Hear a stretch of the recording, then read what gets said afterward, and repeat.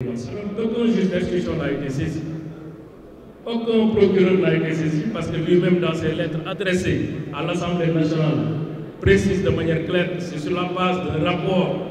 de décembre 2024 qu'il a demandé la levée de l'immunité parlementaire de Farba Ngom. Donc il n'y avait pas d'instruction, il n'y avait pas d'enquête préliminaire, aucune institution de police ou de gendarmerie n'a été saisie. Et pourtant, curieusement, en septembre 2024, des policiers en civil sont allés à Diamniadio, au verger de Farba Ngom, pour justement défoncer les portes et fenêtres, faire de l'investigation que j'appelle de la perquisition irrégulière, pour simplement avoir des documents. En ce moment, il n'y avait pas de rapport de CENTIF. En ce moment, il n'y avait pas de juge d'instruction. En ce moment, aucune plainte n'a été déposée, ni à la police, ni à la gendarmerie. Donc l'affaire, c'est une affaire dans l'affaire, comme le disait l'autre. Et j'ai ici le procès verbal de l'huissier de justice Jean-Baptiste Kamaté, qui l'atteste. Parce que sinon, on va dire non, non, c'est Oumar Youm qui parle comme ça, mais en fait, il n'y a eu rien. Cet incident, nous l'avons constaté par procès verbal établi par l'huissier Jean-Baptiste Kamaté le 24 septembre à 15 h, le 24 septembre 2024. L'huissier a interrogé l'agent, le gardien qui était au niveau de la propriété de Farba Ngom. Il dit ceci. Il s'appelle M. Biri Alissi. Il déclare, je le cite, vers 15 h, des agents en civil, munis de leur carte professionnelle, sont entrés dans la maison, ont défoncé des portes et les fenêtres, fouillé des chambres et ils ont tout filmé. Le rapport, le procès verbal, il y a des photographes qui montrent les incidents. Farba Ngom avait déposé une plainte par le canal de ses conseils. À ce jour, personne n'est capable de nous dire qui avait envoyé ces agents de police en civil au domicile de Farba Ngom. La justice que nous connaissons, pour laquelle nous sommes des militants, est une justice élégante, courtoise, prévenante dans sa démarche. La justice n'agit jamais par surprise. Une vraie justice, je ne dis pas de la justice politique, elle n'agit jamais de cette sorte. Donc c'est en septembre 2024 que les choses avaient commencé. L'étape qui a suivi, c'était quelle étape? Farba Ngom engagé dans une bataille électorale à mobiliser sa région, ses parents, ses amis et ses frères pour le triomphe de notre camp et de son camp. Durant la campagne électorale, au mois de novembre 2024, quelqu'un, le Premier ministre,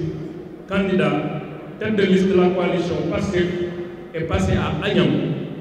Certainement, il n'a pas vu ce qu'il avait l'habitude de voir durant sa promenade. Il n'a vu personne. Il n'a pas été accueilli. Il a été frustré par l'accueil qui lui a été réservé par Fouta. Il a dit de manière claire, audible, que Farba Ngom, qui est le patron politique de Matam, ça c'est la dernière campagne. Et il a dit aussi que moi, en tant que Premier ministre, si je demande au ministre de la Justice, si je demande au ministre de l'Intérieur jàppale diw dañu ko war a jàpp parce que ministre yooyu nekkuñu ay professionnels. Ministre yooyu ils n'agissent pas au nom de la République, ils agissent au nom et pour le compte d'un seul homme qui s'appelle Ousmane Sonko. loolu mooy dëgg moo tax ñun boo yàgg nañu wax ne Farba Ngom cible Ousmane Sonko la te cible wul Farba Ngom noonu rek xam na diggante Farba Ngom ak président Macky Sall xam na cofeel bi am ci seen diggante soo mënul jot ci président Macky Sall da ngay jéem a xool lu koy metti jaar ci Farba Ngom bi nga xam ne boo ko laalee dafay mel ni laal nga Macky boo ko laalee laal nga parti bi laal nga APR boo ko laalee laal nga Sénégal boo ko laalee laal nga Fouta mu ne xaaral ma jàpp Farba Ngom. yàgg nañu wax aussi et ça on l'a dit haut et fort que jusqu'au moment où l'Assemblée nationale procédait à la levée de l'immunité parlementaire de Farba Ngom, Farba Ngom lui-même ne savait pas qu'est-ce qu'on lui reproche. L'Assemblée nationale elle-même qui a procédé à la levée de l'immunité parlementaire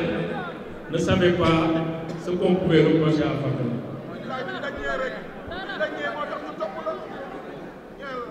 Or, une procédure pénale, ça repose d'abord sur une information préalable. Ça repose sur le principe du contradictoire. Ça repose sur le respect des droits de la défense qui sont sacrés, consacrés par notre Constitution. mooy nit ki bu ñu koy topp ci mbir moom ci boppam dafa war a xam ni ñu koy topp parce que mënoo organiser sa défense su dee yow li ñu lay topp xamuloo tey nag dem nañ ci juge d'instruction jàpp nañ ne li ñu doon wax démb ak bërka démb report bi am tey de 15 jours pour ñu mën a respecter les droits de la défense confirmer na ne li ñu doon wax démb ak bërka démb mooy dëgg na parce que li tax ñu pose ko du dara lu dul permettre ñu ak suñu client ñu xam lan la ñuy reproche xanaa justice yi gën a expertise yi ci monde bi justice martiale sax même bu dee dañuy tappale da am lu ñu la liiral am lu ñu la tuumaal nga mën ci teg baaraam au moins même bu dee du dëgg mais dans le dossier jusqu'au moment où je vous parlais il y avait absolument rien. Farba Ngom lui-même n'était pas capable de dire ce qu'on lui reproche de manière claire. Mais heureusement am nga wolof Njaay dafa ne sàcc tama yomb na mais fan nga koy tëggee ak loolu mënti wax mënuñu fexe en vertu des lois solides de notre République pertinentes du code de procédure pénale et du code pénal mënuñu fexe ba principe du contradictoire bi ñu ko respecté te nag justice moom kenn du ko jëw kenn dañuy teg ay dossiers yu leer ay borom xam-xam tiim ko ay borom xel tiim ko ba nga xam ne juge yi moom xam naa mën nga conditionner ñëpp mën nga dicter sa pouvoir ñëpp mën nga sax demander parquet mu def loo xam ne ni waru ko def parce que ci dossier bii parquet def na loo xam ne waru ko def. Article 66 loi uniforme bi nga xam ne moom moo créé tout ce qui est blanchiment d'argent. L'article 66 dit de manière claire que quand le procureur de la République est saisi d'un dossier, d'un rapport de la CENTIF, le procureur de la République doit immédiatement transmettre le dossier et saisir le juge d'instruction. est-ce que fii loolu la def au lieu mu saisir juge d'instruction parce que loi uniforme boobu mayu la nga def leneen immédiatement ñëpp bu jàngul France sax xam nga lan mooy immédiatement mooy boo koy jot li nga ci war a def te loolu dong nga ci war a def mooy saisir le juge d'instruction mais comme xam nañ ne dossier bu demee ci juge d'instruction juge boobu c'est un juge indépendant kenn mënu ko sanctionner kenn mënu ko wax lii ngay def par force bu demoon si moom balaa muy def levée immunité parlementaire wala mu koy demander dafay saisir soit par délégation judiciaire police wala gendarmerie ñu enquêtal ko ba pare parce que loolu mooy li yoon loolu mooy li yenu maanaam mais ñoom moom bëgg nañ gaawantu humilier Farba toroxal ko boole ko ci ndëpp bi nga xam moom la ñuy def ku yëngatu rek ñu ne la sàcc la ku yëngatu ñu ne la yaa defoon lii ku yëngatu ñu ne la demal wuy ji police ak dégg loolu la ñu bëgg a def Farba mais nag yéene nekk borom aussi fan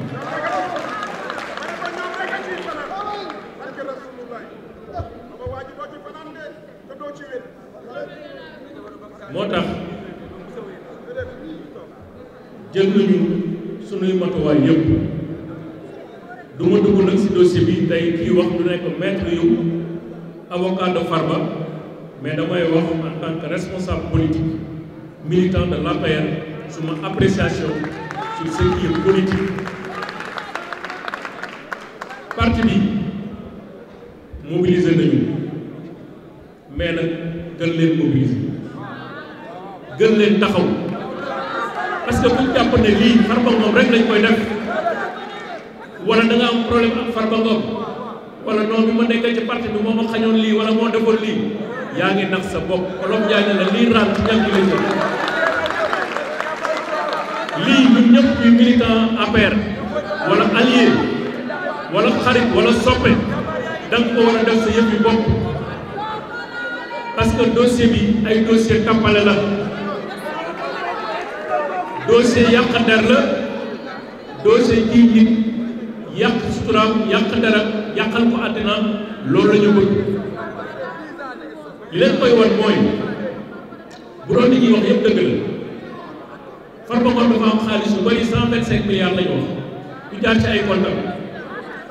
parte jël dossier bi instruction war a am mais lan moo nekkati place ci enquête fiscale ci ay société Farba Ngom li nga def ci enquête fiscale mun nañ ko def ci enquête instruction mais acharnement boobu commencé le 24 septembre 2024 acharnement boobu ba léegi ci la ñu nekk mooy acharnement procédural dañuy multiplier lépp pour que Farba Ngom ñu asphyxier ko ñu étouffer ko nangu ay oto teg ay compte bancaire am ba nga xam dootul amati xaalis du mu am lu mu dunde loolu lañ bëgg mais ñi xam dëgg ko waxal yàlla yëpp xam nañ ne Farba Ngom ñun ñii man 2012 laa ko xam bi ñu koy xam ci biir APR Farba Ngom ngeen alalam ak sutura yàlla bu koy may loolu dëgg la këram bi mu nekk tey bu ñu ko évaluer mu nekk ay milliards këram googu balaa ñun ñuy ñëw ci nguur gi am na ko fa la dëkkoon kon ñun li ñu bëgg mooy ñu xam ne suñu waree ci taxaw ci wetu Farba Ngom politiquement jàppale nekk bouclier aar def li ñu war a def ba ñëpp xam ne lii ñu ko bëgg a defal Sénégal ak koru Sénégal yi ñu ko accepté loolu mooy mission bi nga xam ne parti bi ak allié parti bi ak képp kuy bëgg président de la République bëgg Macky Sall moom nga war a taxawee tey nag rafetlu naa taxawaay bu baax a baax surtout de la jeunesse mais aussi des amis de Matam te la ñu taxaw may def un appel aux autorités policières et judiciaires juróomi xale yi ñu téye di leen yóbbu di leen jàpp garde à vue ci ñoo xam ne sàccuñu fenuñu saagawuñu sànniwuñu xeer dañu taxaw pour apporter leur soutien fraternel à Farba Ngom maa ngi ñaan ñooñu wax dëgg yàlla defuñu dara nañ leen bàyyi ñu ngi seen dañu convoqué woon seen frère tey wax dëgg yàlla bu ñu woo police nag da nga jóg say mbokk jóg ñu ñëw ñaanal la ñi mën la xool bët yërmande xool la bët yërmande surtout li ñuy tuumaal Farba Ngom te dara du ci dëgg wax dëgg yàlla dafa rëy blanchiment d'argent xam ngeen blanchiment de capitaux mooy maanaam dañoo jël xaalis ci compte public di ko weexal xam nga xaalis bu ñuul la ñuy weexal or ba léegi fi may wax kenn xamul kan moo dem ca compte trésor yi jël fa xaalis di ko jox Farba Ngom kooku kan la moo tax wax dëgg yàlla blanchiment d'argent mënu fi am escroquerie mënu fi am leneen mënu fi am xam nga lan moo fi am Farba Ngom la ñu soxla politiquement bu ñu ko jàppee boo moytu sax mën nañu jàpp ay mbokkam boo moytu mën nañ jàpp rakkam wala magam boo moytu nañ xool base bi ñan ñoo fa am doole war fa taxaw avant Farba Ngom ñu boole leen ñoom ñëpp dugal leen ci kaso bi waaye nag pexe affaire nit la waaye sunu borom moom pexe bu am ci sunu borom moom la ñuy dégg Farba nekk tey ak ëllëg ci dëgg pour que Sénégal bi ñu xam cette république voyante que nous avons hérité de nos anciens Senghor, Abdou Diouf, Abdoulaye Wade, hier Macky Sall, que cette république entre les mains du président Diomaye reste encore à côté, devant, avant, derrière ses enfants du Sénégal. Moi, pour nous faire affaire politique, pour éliminer des adversaires politiques. La judiciarisation des conflits politiques est une démarche abjecte qu'il faut rejeter. Et ce que nous avons vu, la justice politique. Quand nous commençons, on a l'air. Ce que nous avons fait, c'est que pouvoir, nous commençons à changer les juges. Les juges qui ont fait nous remplacer les juges, nos propres juges, nous avons fait des rapports parce que c'est un type qui a fait li ñu doon def 2019 fu ñu nekkoon 2020 seen type fan la nekkoon pourquoi ñu xaar ba 2024 di génne rapport ci loo xam ne jàpp nañ ne 2019 2020 2021 pour la procureur de la République fan la nekkoon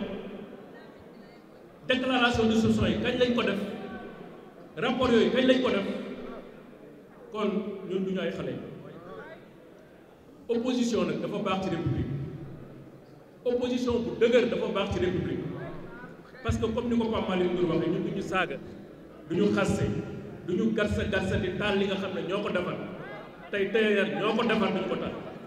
BRT Macky Sall moo ko defar du ñu ko taal autoroute yi Macky Sall moo ko defar du ñu ko taal waaye nag kaay leen ñu toog jàkkaarloo ñi ngeen xalaat ci seen i borom xam-xam bu ñu dee